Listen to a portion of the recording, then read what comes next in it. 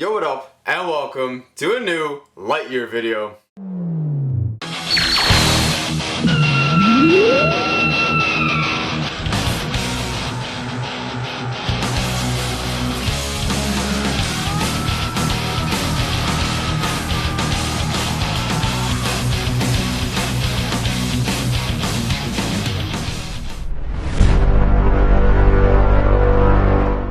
Yo, what up?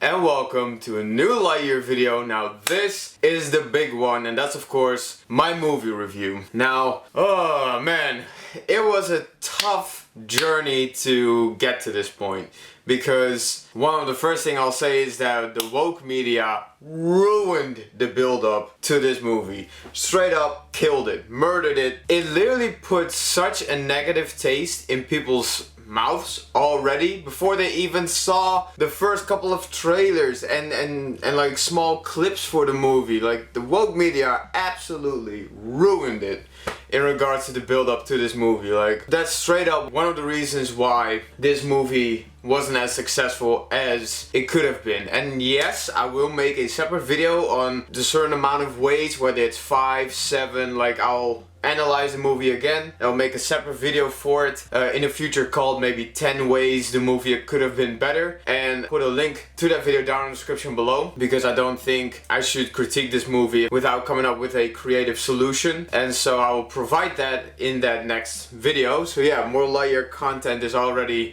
on the way. So yeah, if you are a Toy Story fan and you are a Lightyear fan, definitely hit that subscribe button, because this movie overall was good, but not great. But still, I did actually write down a couple notes on my phone as I watched it, because this took months and months and months and months and months. This took months of motivating myself to go and give this movie a chance and to watch it, because like I said, the woke media, the way they promoted it and pushed it was so wrong and bad, and just not the way to go about it. Like, god damn, you know? Like, this movie could have been almost as impactful as Toy Story 1 was to the animation world and history. Like, this could have been that for this generation, and because of, you know, certain screw-ups, it isn't. And that's very unfortunate, hence why I do recommend that upcoming video, how it could have been better, because this movie could have made maybe $1 billion if they actually did those things in that future video. I'm not kidding. So yes, I do think I can come up with that many good reasons. Call it confidence, call it whatever you want, but yeah, this movie could have been better. But still, yeah, it took months to motivate myself to watch this movie and to give it a chance. And the best way, one sec, sorry, I had to do something about the camera real quick. Now, the way I was finally able to give this movie the chance that it deserved was by not viewing it as part of the Toy Story universe. I know, the very thing that this movie is made to represent, but that was literally the only way I could watch it. Just by seeing it as its own separate entity, and if I liked it, I would, you know, mentally and in my heart connected to the Toy Story universe, you know, the universe that I fucking love. And you know, if you've been subscribed to my channel, you know that I've made so many videos and spent quite a bit amount of money back in the day on Toy Story merch. As you can, well, I don't think you can see it. Well, yeah, there you can. You can see Warp Dark Matter, Commander Nebula, Zurg, the real ones. Yeah, I've spent quite an amount of time and money about, you know, in regards to the Toy Story universe, and it was a huge part of my childhood. And you know, Buzz Lightyear was to this day is still my favorite hero of all time. But like the one from Toy Story 1 and Toy Story 2 and Buzz Lightyear Star Command, not Toy Story 3, not Toy Story 4, no, the good ones. So. Anyway, yeah, that was the only way I could finally give this movie the chance it deserved, and I'm very glad to say that I was really wrong about some characters. Like, if you've watched my trailer reactions, one of the characters I would not stop critiquing, I guess, or about, whatever you want to call it, was of course Izzy Hawthorne, because the whole prospect of Izzy Hawthorne, Buzz's best friend in the movie, by the way, major spoilers ahead, so yeah, this is not a spoiler-free video, so I'll definitely put spoilers in the title as well. Hopefully, future Q, goddammit, do it. But yeah, Buzz's best friend from back in the day, Alicia, is Izzy's grandmother. I don't know if I said Lizzie, but Izzy's grandmother. But that was not very well established in the trailers, so I just thought it was Izzy the whole way through. So I would not stop critiquing her character for good reasons. But yeah, she's actually one of the characters that I really enjoyed. Izzy Hawthorne's character arc in the movie is absolutely fantastic. Now real quick, if you see a lot of cuts, it's because I'm looking at my notes, which I will actually do right now. First couple of things that I really liked about this movie has nothing to do with Buzz, kind of up or whatever. It has to do with Izzy. I really like her character arc throughout the movie, trying to live up to the Hawthorne name, the legacy that her grandmother left behind. That's of course Commander Hawthorne. And yeah, her character arc is just amazing, and the fact that she has a fear of space and that she actually overcomes that fear in order to help and save Buzz in his fight against Zurg. That was just beautiful to see that, and just her bond with Buzz throughout the entire movie was definitely something very nice to see, because at first it's just like, oh hey, you were the best friend of my grandmother. But over time they actually start developing their own bond and relationship, and yeah, it's really something that I really enjoyed. Like, she's definitely one of the characters where I was like, yeah, I can totally understand why you're in this movie. And her voice actress, for the second time, I forgot her name, but I put it right here with a nice picture of her. Shout out to you, you have a lovely voice and you did a wonderful job. Same goes for the entire sound design and visual for this movie, because my god, the sound design and the animation are just... oh my god. As a motion designer, that movie is fucking beautiful and just fantastic to listen to. Like, the sound design, mad props to Disney and to Pixar for that. It just, oh my god. I'm trying to become a Foley artist, you know, to understand how certain sounds are made and creating your own. So listening to this was a fucking joy for me, and I really liked it. So yeah, shout out to the Foley artists at Disney Pixar and the animation artists, you know, the entire team squad, whatever the fuck you want to call it. Mad props to y'all, because like I said, this movie had the potential to literally do what Toy Story 1 did back in the day, but for this generation. This movie had an insane amount of potential, and unfortunately it didn't fully get to that all-time high that it could have reached. Hence why, you know, link in the description to that video, how a movie could have been the be-all, end-all animated movie of this generation. Legit. So yeah, I really liked Izzy and I really liked her bond with Buzz. Unfortunately, that light, by the way, that's my phone. Unfortunately, that's also kind of where my praise and love for this movie kinda sorta stops. I've seen the movie twice, not back to back, but I literally just watched it, like not even an hour ago I finished watching it for the second time, and the other time was a week-ish ago. So, yeah, just wanted to let you know, I didn't watch it just once and I'm doing this off of memory. No, I literally just watched it, or finished watching it 30 minutes ago, so, I know what I'm talking about. But that's, like I said, that's also kind of where my praise and love for this movie stops. And what I'm about to say should not be viewed as me bitching about the movie, but as giving feedback to... I'm not saying I'm like this big motherfucker and Disney listens to me. Fuck no. But what I'm trying to say next should be viewed as feedback, not as me just bitching about it or seeking reasons to hate this movie.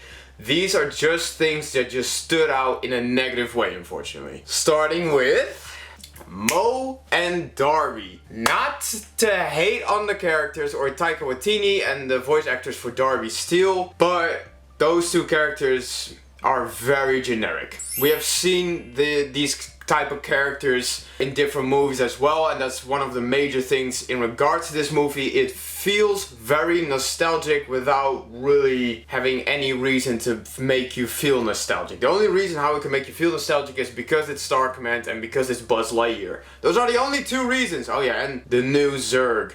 But those are the only three reasons, I guess. But the reason why I feel so nostalgic is because this movie feels like a lot of things that you've seen before.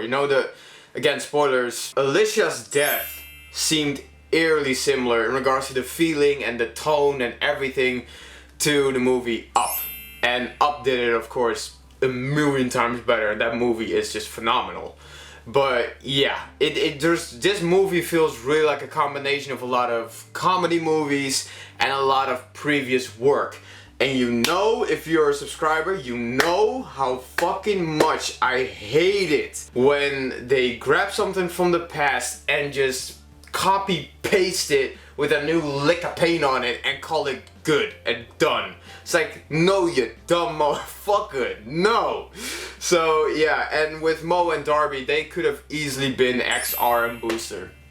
Legit. Even in a way it should have been XR and Booster, but I've actually come up with a unique way how they could integrate the good Buzz Lightyear Star Command stuff in the video down in the description below. Again, how this movie could have made, instead of a couple million, maybe even a billion. So yeah, link in the description below. But yeah, Mo and Darby are just very generic characters and therefore kind of boring. And especially Mo Morrison, he was just your typical goofball who doesn't have a lot of motivation, who's kind of just a loser, and over time he starts to, you know, become a hero. All the jokes in general are so on the nose. You've seen these jokes before in different movies, and that fucking sucks, because therefore it doesn't feel like they're bringing anything new to the table, and that's not very good when you want to improve upon what's already been established. You're not improving anything, you're just, again, grabbing what worked in the past and forcing it into this movie and demanding that people love it. That's not how it works. So that was very unfortunate. So that's my first thing, I guess. Yeah, secondly, the woke media in regards to this movie,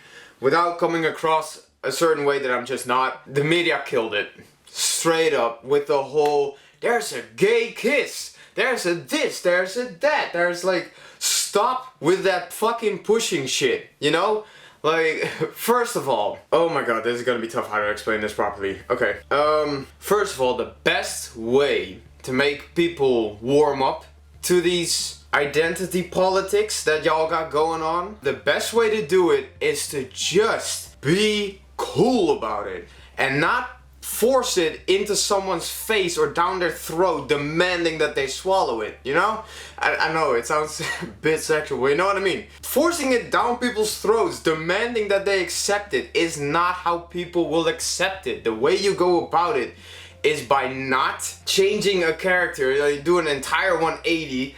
Just keep the characters for who they are. You know, if you're gonna grab an established franchise, improve upon it. Don't change shit about it, because people are already not gonna look forward to it because you're changing what they know, and not for the better. You're not building upon it. You're taking the very pillars that you're trying to build upon, you're taking those apart. Don't take those things apart. Keep those things there while you introduce new characters that might not be similar to the established characters. You know, if all these characters from this one franchise, I'm not saying that they are, if all of them are straight and you got a character who just so happens to be gay, lesbian, whatever, be cool about it. Just let it be a thing in the movie and don't force it everywhere. Don't demand that people watch it for the sake of that very reason, that there is a gay character. Who cares? Just be cool about it, you know? Like, that's the way to go about things. So just, you know, I'm gonna let you be you if you let me be me. That sounds very dumb, I know, but that's the whole way to go about it. You are who you want to be, and I'm who I want to be, and we're gonna just try to find common ground. And the way to do that is not by forcing it, but to just find common ground. I'm not forcing my things down your throat, you're not forcing things down my throat, and I know that sounds very sus, we know what I mean. That's the way to go about it, and the media didn't do that in regards to this movie, and it just made this gay kiss, which is just a very normal thing. It's just a kiss between two people, and they just made it so big, like it almost became a fucking nuclear thing about this movie. And even Chris Evans went on to make a statement he just should not have made. This got blown out of proportions for no fucking reason. If they just went about it from a more relaxed and neutral way, I think it's safe to say that at least 50%, maybe even 70, would not have felt this forced and attacked by just these fucking garbage identity politics that are going on. I hate to break it to you, but it fucking sucks. So, and it just did so much harm to this movie that could have been so good. And they brought it upon themselves. So, it sucks, but it is what it is. But I just had to mention it, and hopefully I edited this in such a way where I don't come across like some fucking insane person. I'm genuinely someone who cares a lot about the Toy Story franchise. Those who've been subscribed to my channel know this for a fact. So it's not like I'm just hating for the sake of hating. I genuinely wanted to see this movie do well. But my god, the woke media ruined it. I think I've said enough. I don't want to repeat myself any more than I already have. So let's just move on to the next thing again.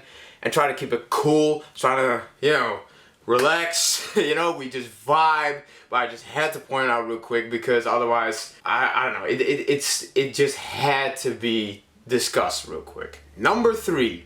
Zurg being an old Buzz. Or a Buzz from the future. Or 50 years down the line, whatever you want to call it. That was boring. Why? Because it just... How do you say that? They don't have to do a lot to defeat Zurg in the future because yes, he's still alive. But the dude is fucking old. Like he's so good. He's a grandpa. You know, like he's older than the Buzz was from Buzz Lightyear Star Command. You know, that grandpa Buzz Lightyear? Yeah, I'm pretty sure they're almost about the same age, maybe even older.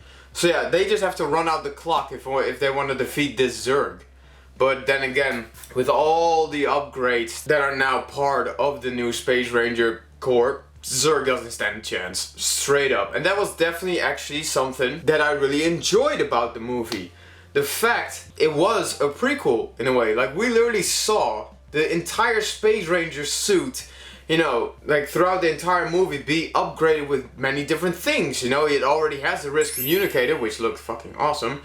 But then the laser got added and the jetpack got added, and those upgrades were just fucking awesome to see because you're literally watching how the final version of the Space Ranger suit came to be. And yeah, so to see this alpha version sorta of the Space Ranger suit is very fucking cool, I have to admit. I really liked it. And again, the animation quality is just chef's kiss. So it looked visually stunning. So I really enjoyed that about the movie. But again, the fact that Zurg is not Buzz's father and it's just Buzz from the future is bad writing. Because it's so on the nose. It's such an easy solution to have Zurg's identity be Buzz from the future, but that immediately retcons Toy Story 2, where Zurg's like, "No, Buzz, I am your father." You know, like that big revelation was just so, well, literally big. It was so huge seeing that as a kid, like, what?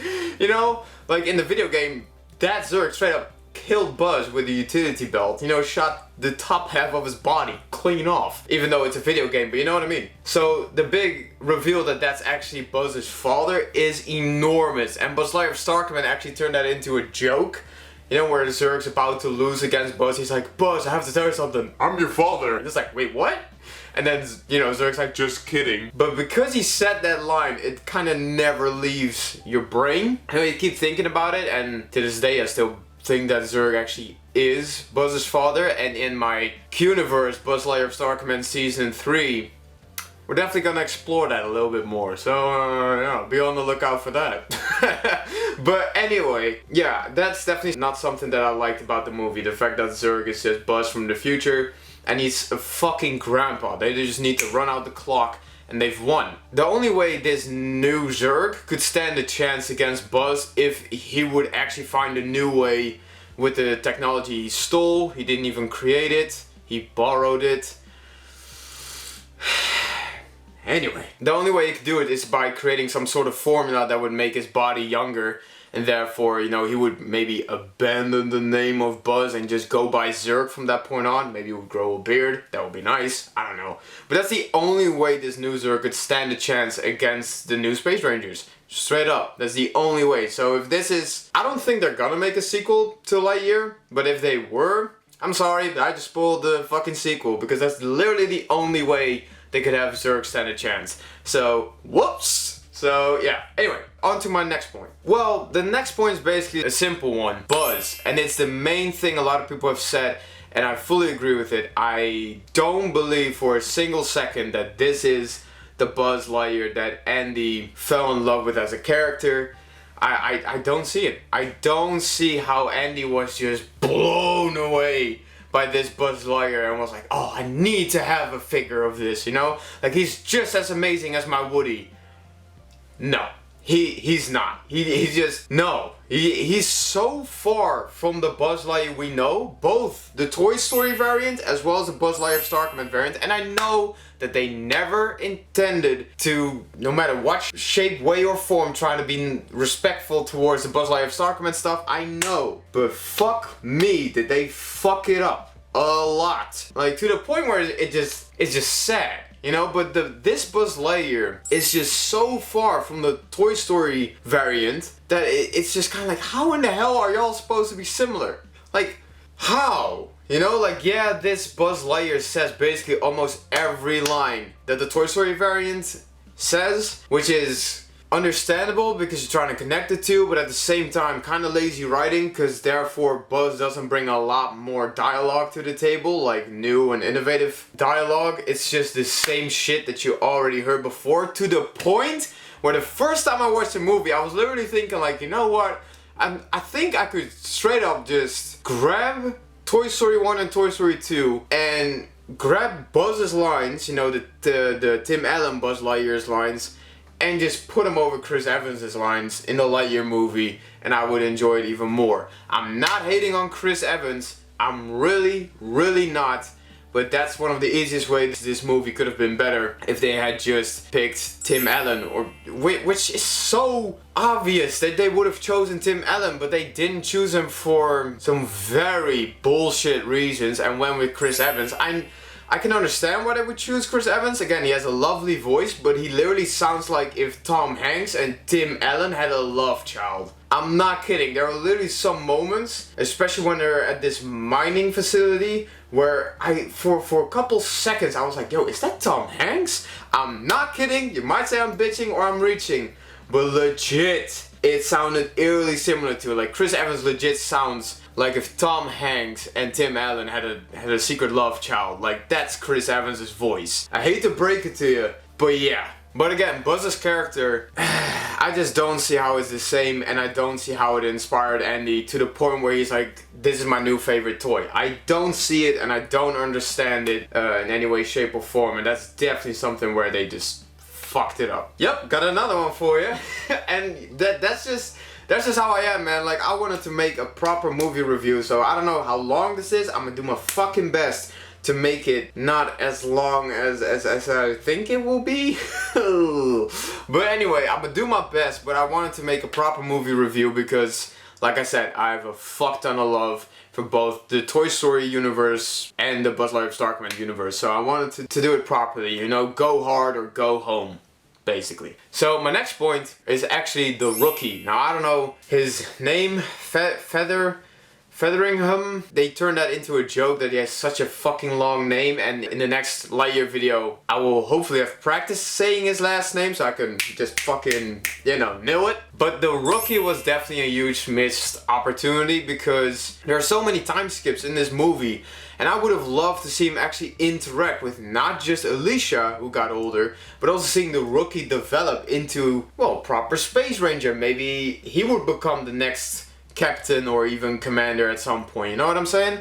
I think it would have been awesome to see the rookie, who just had a terrible first mission, to see him rise through the ranks, you know, over the many time skips, as well as seeing Alicia grow older, start a family, all that good stuff, that we also actually at the same time would see the rookie develop. I think that would have been awesome, but we didn't get to see that, and the only other way we saw him again was not even him, it was his suit. So again, missed opportunity, kind of unfortunate, not a big deal, but a missed opportunity. Now my final two things I want to talk about is just one, the final ship that Buzz flies with, or, you know, flies in the movie, should have been number 42. As a Buzz Lightyear Star Command fan, I think that would have been icing on the cake. Again, I will probably talk about that in the next Lightyear video, But again, just seeing, you know, his Space Ranger ship with number 42, I think that would have been at least somewhat respectful to the past. But no. And my final point is straight up that Commander Burnside should have been Commander Nebula. I don't think I have to go into detail why he should have been that, because we see him grow older, we see the gray hair coming in, he has a mustache. You know, it's so on the nose. It's like it's right there. You just have to fucking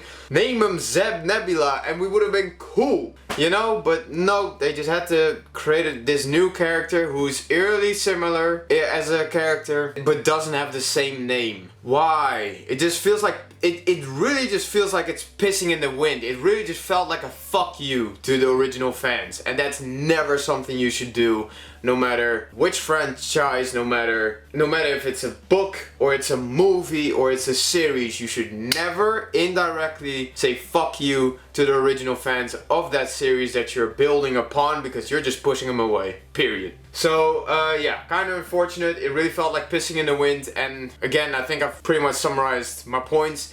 It's just bad writing. It's nostalgic because it's just a mix of a lot of movies you've already seen and just a fuck ton of missed opportunities. And that's just unfortunate because this movie, like I said, had the potential to become the be-all, end-all animated movie for years to come. And woke media ruined it. Bad writing ruined it. And yeah, again, link to that video down in the description below to how it could have improved it and how it could have been the big Lightyear movie that we all hoped it would have been.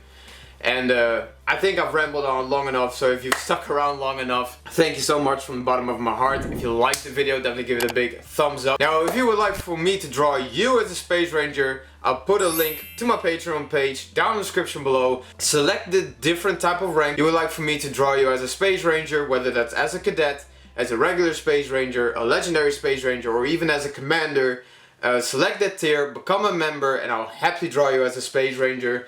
And I think that's pretty much all there is to say. So again, if you liked the video, definitely give it a big thumbs up. Subscribe if you haven't already. Definitely check out the video how this movie could have been 10 times better, maybe. Like at least more than 5, I hope. But regardless, definitely check out the new video. Thank you so much for watching. And like I said, I think that's pretty much all there is to say. So I hope you had an awesome day. I wish you an awesome day. And see you guys and girls in the next video. Peace!